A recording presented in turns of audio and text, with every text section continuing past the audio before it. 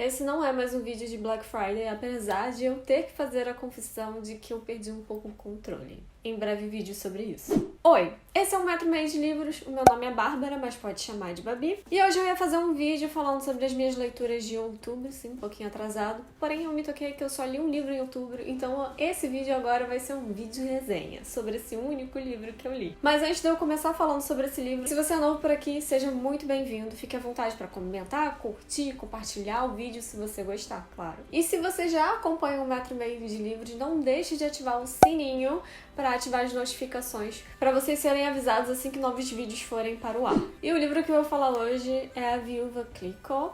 Eu acho que assim se pronuncia, né? Eu não sei.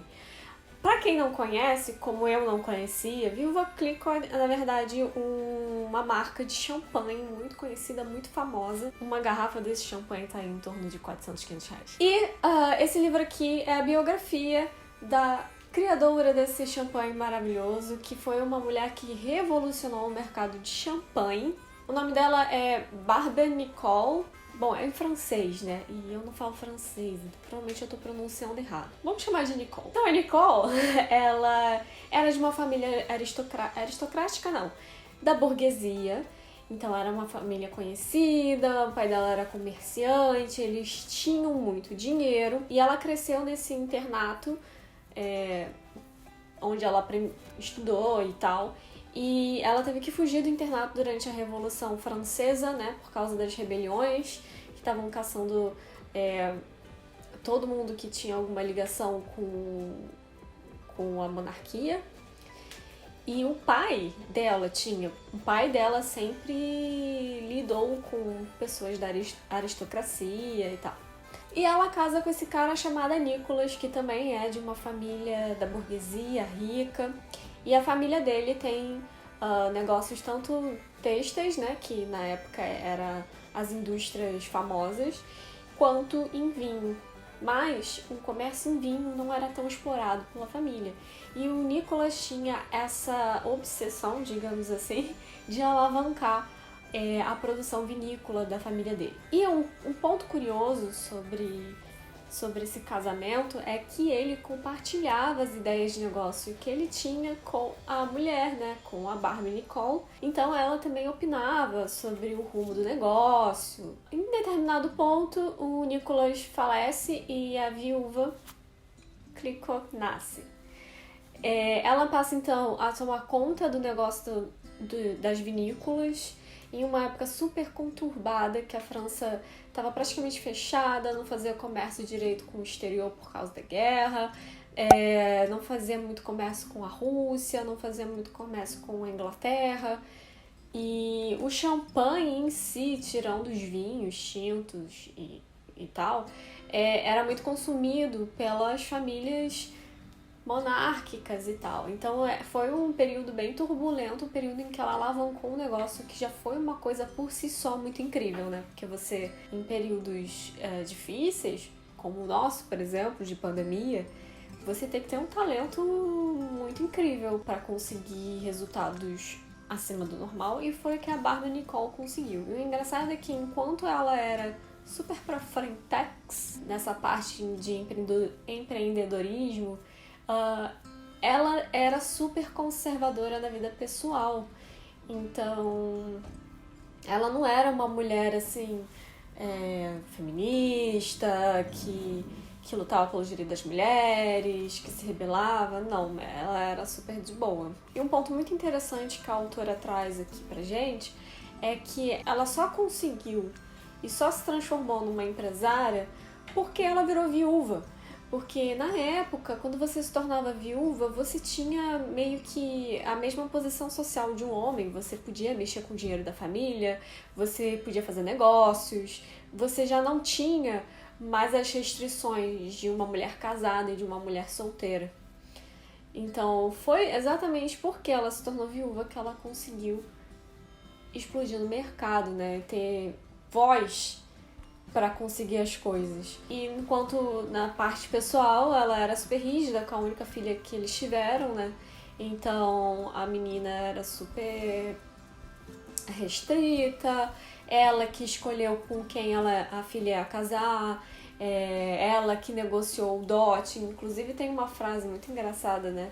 Que ela fala que ela já não aguentava mais ficar negociando o dote do casamento da filha. Ela falava, vamos ficar agora vendendo jovens como se fossem feijões, alguma coisa assim que ela fala. Eu achei interessante esse ponto. Apesar dela ser uma conservadora, né, e tal, foi uma cutucada ali que eu gostei. Mas o meu problema com esse livro, e que eu acho que foi o problema de muita gente, pra quem não sabe, faço parte da organização de um clube de leituras, que é o Lendo Mulheres Reais. A proposta é ler mulheres que realmente viveram no nosso mundinho.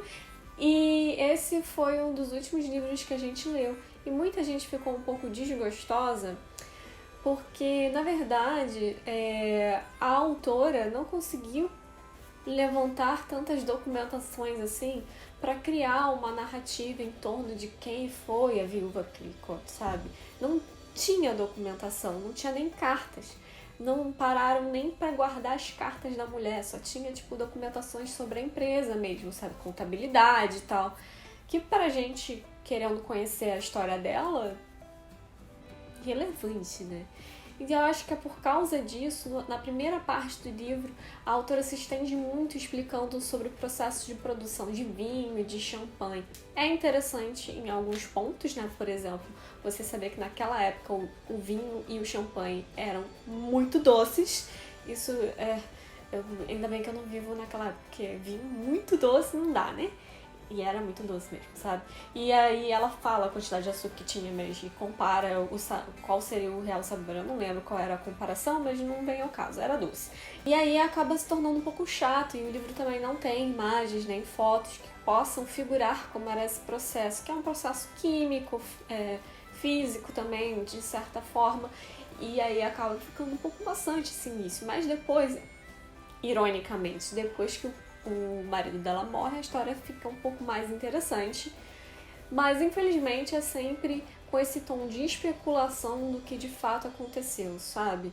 E esse é um ponto importante e que foi grande parte da discussão quando a gente discutiu no clube de leitura, porque os documentos privados de homens eram considerados documentos históricos, documentos de estudos literários. Já os documentos de mulheres, como as cartas, não. Então era uma coisa sem valor e se perdeu. Então, quantas mulheres não se perderam nessa história, sabe? Quantas mulheres não devem ter revolucionado aí o mundo e ficaram esquecidas? Isso é um ponto bem triste, eu acho, e preocupante, que mostra que a gente manipula, né? Mas, apesar de não ter sido um dos melhores livros que eu li no ano, um dos livros mais bem recebidos no clube Lendo Mulheres Reais, ainda assim eu acho que é uma leitura muito válida pelo que ele se propõe, né? Porque mesmo tendo pouquíssimas documentações sobre a viúva Clicquot, a autora, que é a Tayla de Mazeu, ela fez um esforço ali para recuperar essa história, sabe? E trazer à tona quem foi a viúva. Por mais que sejam muitas especulações, é um trabalho muito válido você resgatar essa história e mantê-la presente. Então, para quem gosta muito do champanhe da viúva, fica aí a recomendação, no mínimo interessante, mas não é um livro que vai estar entre os favoritos. Pois é. Acontece, né? Bom, gente, espero que vocês tenham gostado do vídeo. Deixo aquela minha recomendação de sempre, que se vocês gostaram, deixem de dar um joinha, que ajuda na divulgação do canal. A gente se vê no próximo vídeo. Beijos!